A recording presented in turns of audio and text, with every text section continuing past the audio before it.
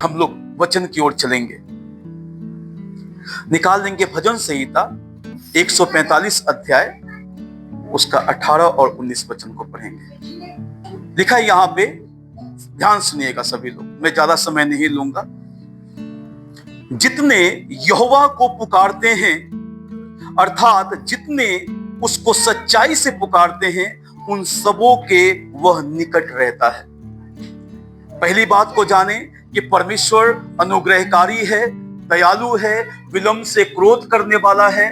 वो अद्भुत परमेश्वर है जिसने हमसे बेहद प्रेम किया है। सच्चाई से पुकारने का मतलब क्या है? इसका क्या अर्थ है कि जितने लोग उस महान परमेश्वर को, जिसने सब कुछ बनाया है, उस परमेश्वर को जो लोग सच्चाई से पुकारते हैं, लिखा है कि उन सबों के वो निकट रहता है। सच्चाई से पुकारने का अर्थ है कि परमेश्वर के वचन में जब हम जीवन को जीते हैं, परमेश्वर के वचन में हर दिन हम चलते हैं, उसके आज्ञा का पालन करते हैं, और तब जब हम पुकारते हैं, परमेश्वर हमारी सुनता है। हालेलुया। जो परमेश्वर के वचन में नहीं चलता, जो परमेश्वर के वचन का पालन नहीं करता, उसका आदर नहीं करता है, वो परमेश्वर उनकी प्रार्थना को कभी नहीं सुनता। लेकिन जो वचन में हर दिन चलता है और वो परमेश्वर के सामने उपस्थित होगा, परमेश्वर से बात करेगा, प्रभु से प्रार्थना करेगा, और जो भी उसके मन में है वो परमेश्वर के सामने रखेगा, उस बात को, उसकी प्रार्थना को परमेश्वर सुन लेगा और उसके सारे कष्टों से, उसके सारे दुखों से वो परमेश्वर उसको आजाद कर देगा। आज से 23 वर्ष पहले हमने भी यही किया था। जब मौत मेरे नजदीक था और मौत के मुंह में मैं था, परमेश्वर ने मेरी प्रार्थना को सुन लिया। उसने हम पर दया किया, मेरे परिवार पर परमेश्वर ने दया किया। जब सारे घराने समेत हम लोगों ने परमेश्वर को, अपने जीवन को परमेश्वर के हाथ में सौंप दिया, तो प्रभु ने हमारे जीवन को बचा लिया। मेरी मां हमेशा साल में 2 महीना ठीक रहेगी और 10 महीना वो बिस्तर पे पड़ी रहती थी।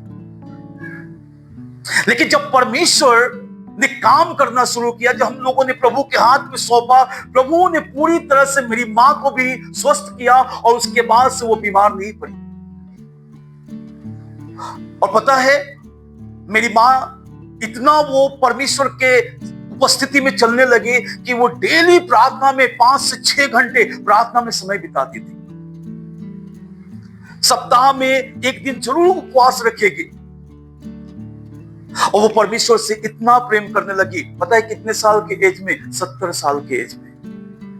मेरे पिताजी, जब उन्होंने विश्वास किया, उन्होंने भी प्रार्थना करना शुरू किया और वो हमेशा छत के ऊपर रहते थे, हमेशा वो प्रार्थना करते थे, हमेशा प्रार्थना करते थे। रात में कभी भी उठ जाएंगे, 3 बजे रात में, 2 बजे रात में, 4 बजे सुबह में प्रार्थना करते रहते थे, प्रार्थना करते रहते। प्रार्थना करने उनको नहीं आता, बस एक ही बात बोलते थे, प्रभु यीशु मुझ पर दया कीजिए, प्रभु यीशु मुझ पर दया कीजिए। ज्यादा उनको प्रार्थना करने नहीं आता था, लेकिन परमेश्वर के सामने 3-3 घंटा, 4-4 घंटा वो बस यीशु मसीह का नाम लेते रहेंगे, यीशु मसीह का नाम लेते रहेंगे। प्रभु मुझ पर दया कीजिए, यीशु मसीह आपकी जय हो, यीशु मसीह आपकी जय हो, आपकी बड़ाई हो, आपकी जय हो। हमेशा इस बात को बोलते रहते थे। मेरे पूरे घराने को परमेश्वर ने बचा लिया, मुझ पर दया किया। लिखा है यहां पे, साफ साफ लिखा है कि जितने उसको सच्चाई से पुकारते हैं। आज बहुत सारे लोग परमेश्वर के पास आते हैं, लेकिन सच्चाई उनके अंदर नहीं होती है। सच्चाई ना होने की वजह से परमेश्वर उनकी प्रार्थना को नहीं सुनता है। लेकिन जो लोग परमेश्वर के पास आते हैं और आंसुओं के साथ रो करके, बिलक करके जो परमेश्वर से प्रार्थना करते हैं, परमेश्वर उनके आंसुओं को देखता है, उन पर तरस खाता है, उन पर दया करता है और उन विपत्तियों से उनको वो छुड़ा लेता है। एक वचन पढ़ेंगे, भजन संहिता 34 अध्याय, उसका 18 वचन,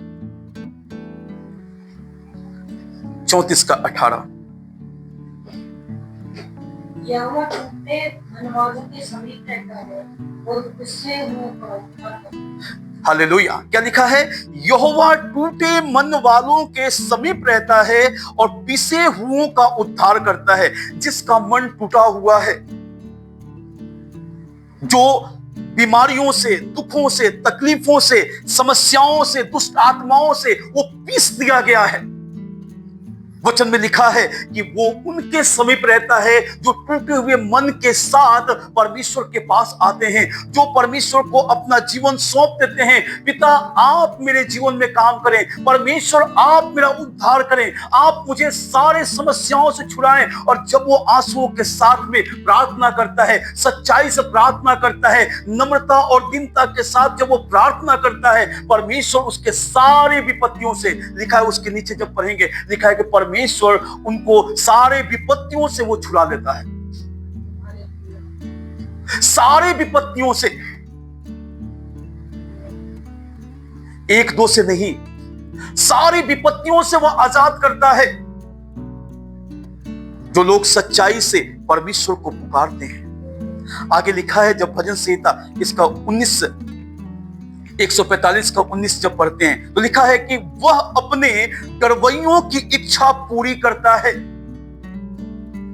जो परमेश्वर का भय मानते हैं, जो प्रभु का आदर करते हैं, लिखा है कि वो अपने डरवैयों की इच्छा पूरी करता है।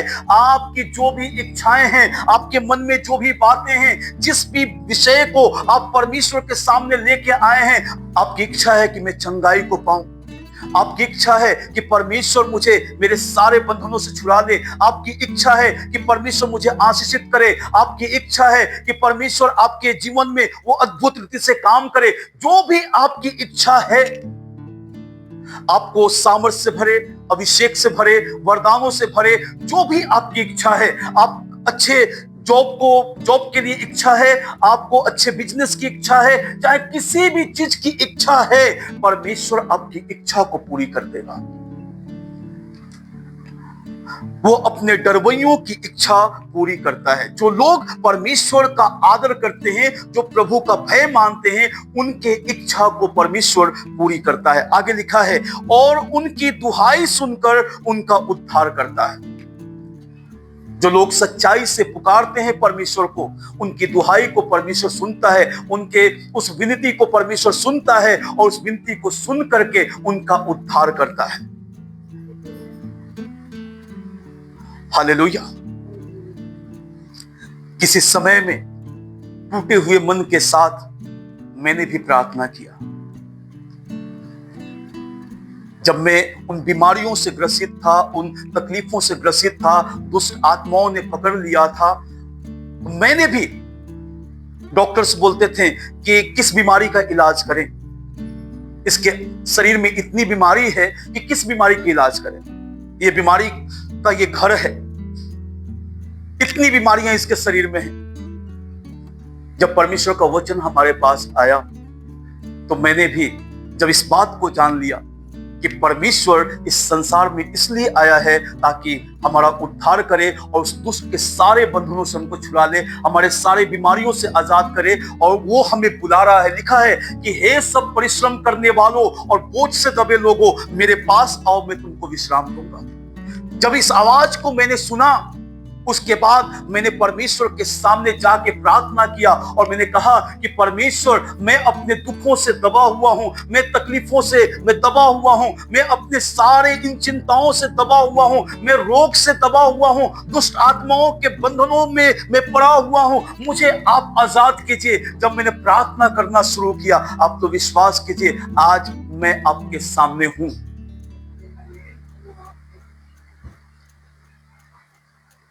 और मैं इस बात को बताना चाहता हूं कि जब उसने मेरे जीवन में काम किया, उससे पहले मैंने बहुत दवाइयों को भी खाया, बहुत चीजों का इंतजाम किया, लेकिन सारा इंतजाम मेरा फेल हो गया।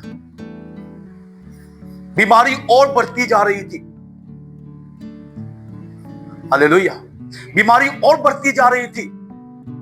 जब तक परमेश्वर का अनुग्रह नहीं आएगा, हमारा कुछ नहीं हो सकता। जब तक परमेश्वर हम पर दया ना करे तब तक हमारा कुछ नहीं हो सकता। आपने देखा होगा, दवा खा के भी लोग इस दुनिया से चले जाते हैं, दवा खा के भी वो परेशान रहते हैं। लेकिन इस बात को मैं बताना चाहता हूं, चंगाई केवल यीशु मसीह देते हैं। चंगाई केवल परमेश्वर के पास से आती है। अगर दवा ही हमारी जिंदगी को बचा सकता था तो इस संसार में आज बहुत सारे डॉक्टर्स हैं, बहुत सारी दवाइयां हैं, उसके द्वारा हम बच सकते थे। लेकिन चंगाई केवल एक के पास से आता है, क्योंकि एक ने ही हमारे सारे रोगों के लिए अपने पवित्र लहू को बहाया है, हमारे लिए वो मार खाया है। और जब उसके पास हम आ जाते हैं तो हमारे सारे दुखों से, हमारी तकलीफों से वो हमको आजाद कर देता है।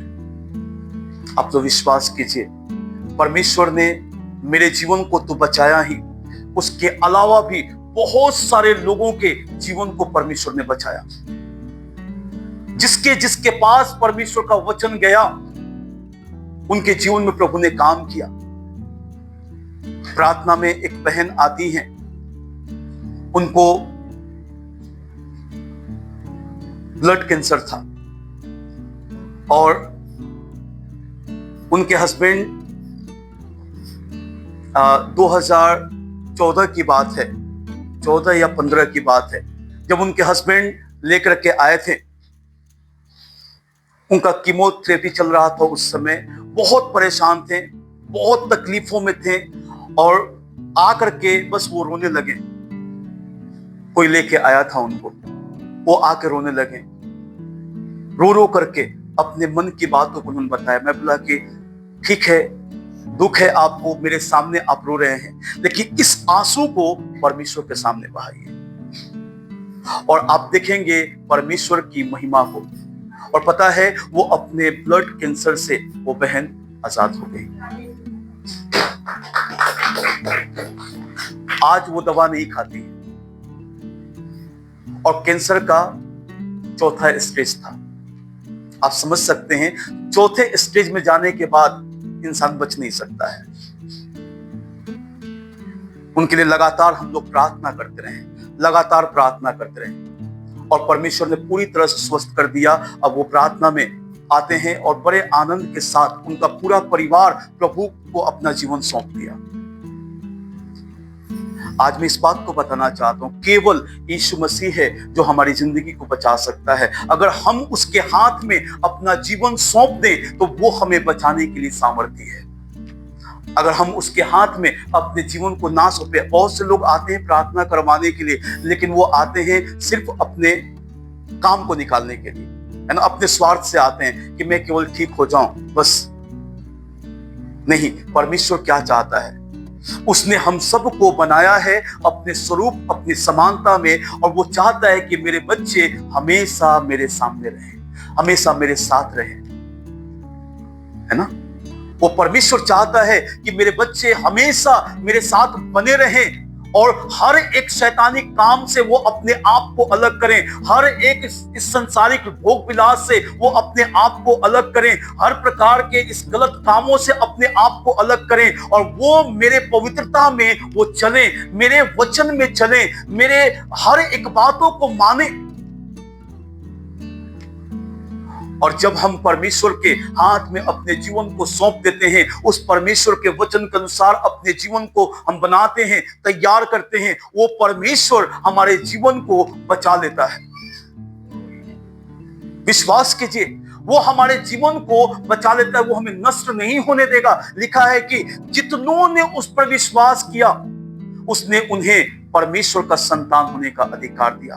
और लिखा है कि जगत से परमेश्वर ने ऐसा प्रेम रखा कि अपना इकलौता पुत्र दे दिया, ताकि जो कोई उस पर विश्वास करे वो नाश ना हो परंतु अनंत जीवन को पाए।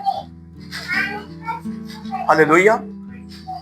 परमेश्वर हमें ना कि सिर्फ यहां का जीवन परंतु वो अनंत जीवन भी हमको देना चाहते हैं। और जो लोग परमेश्वर के पास सच्चाई के साथ आते हैं, सचमुच किसी धोखे में नहीं, अपने आप को आके परमेश्वर के हाथ में समर्पित कर दिए। मैंने एक टेस्टमनी को शेयर किया था और आज भी मैं शेयर कर रहा हूं।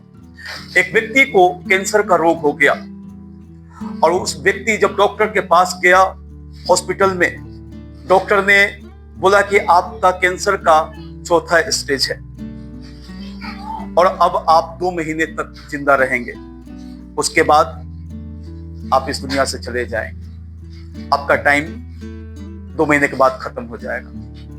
पता है, वचन ध्यान सुनिए। आपको क्या होता है कि वो व्यक्ति इस बात को सुनकर के डॉक्टर ने बोला कि जो मन में आ रहा है, जो कुछ करना आप चाहते हैं आप कीजिए, लेकिन 2 महीना टाइम है। उसके बाद वो व्यक्ति वहां से निकलता है हॉस्पिटल से और रास्ते में वो चलने लगता है। जो पथवे होता है उस पे वो चलने लगा। चलते चलते चलते चलते उसको एक टूटा हुआ एक चर्च दिखाई दिया, है ना, टूटा हुआ चर्च दिखाई दिया। जंगल झाड़ी चारों तरफ से, उस पे पेड़ पौधे निकल गए थे, झाड़ियों से वो गिर गया था। उसने देखा कि पूरी तरह से टूटा हुआ है। बोला कि मरना तो मुझे है ही, 2 महीने में खत्म हो जाऊंगा, लेकिन खत्म होने से पहले क्यों नहीं मैं एक भले काम को करके जाऊं, है ना। और उस व्यक्ति ने क्या किया कि दूसरे दिन सारा चीज जा करके वो लकड़ी वगैरह, कील, हथौड़ा, आरी वगैरह जो कुछ उसको लेके आना था वो लेके आया और दूसरे दिन से वो लग जाता है चर्च को बनाने में। जब वो चर्च बनाने लगा, बनाते बनाते बनाते बनाते, पता है वो हर दिन बना रहा था, उसके शरीर में एक अद्भुत एक ऊर्जा को, एक एनर्जी को वो अपने अंदर महसूस कर रहा था।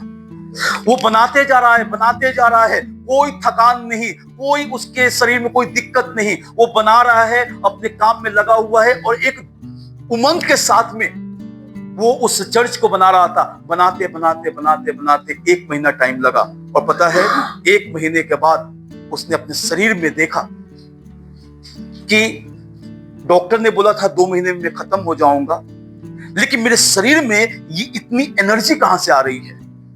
मैं एक बार फिर से डॉक्टर के पास जाऊंगा, मैं रीटेस्ट करवाऊंगा। जब रीटेस्ट होता है, विश्वास कीजिए उसके शरीर में कैंसर नहीं मिला। वो पूरी तरह से अपने कैंसर के रोग से चंगा हो चुका है। पता है क्यों? क्योंकि उसने इस बात को सोच लिया, मरना तो है ही, अब तो मैं मर ही जाऊंगा, लेकिन क्यों नहीं मैं कुछ ऐसे काम को करके जाऊं। अगर वो दुनिया के लोगों को देखता, इधर उधर देखता, तो शायद 2 महीना में वो खत्म हो जाता। और पता है, ये मैं कहानी नहीं बता रहा हूं, गॉड चैनल पे वो व्यक्ति स्वयं आया था और वो अपनी टेस्टमनी बता रहा था। मैं सुन करके हैरान हो गया। और पता है, उस व्यक्ति ने परमेश्वर के एक अद्भुत जीवन को अपने अंदर महसूस किया और वो अभी भी जिंदा है। वो अभी भी जिंदा है।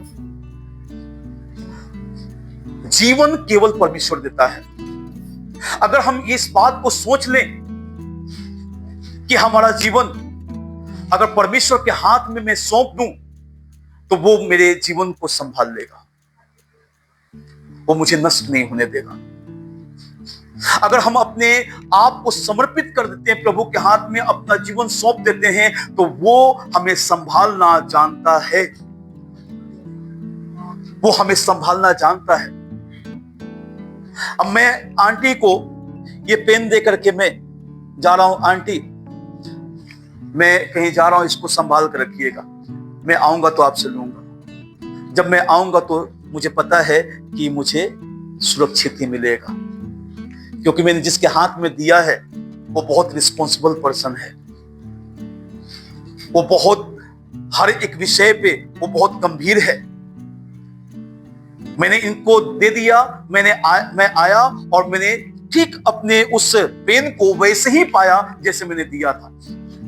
जब अपने जीवन को हम परमेश्वर के हाथ में सौंप देते हैं, तो परमेश्वर हमें संभालता है, जैसे इन्होंने संभाल कर रखा।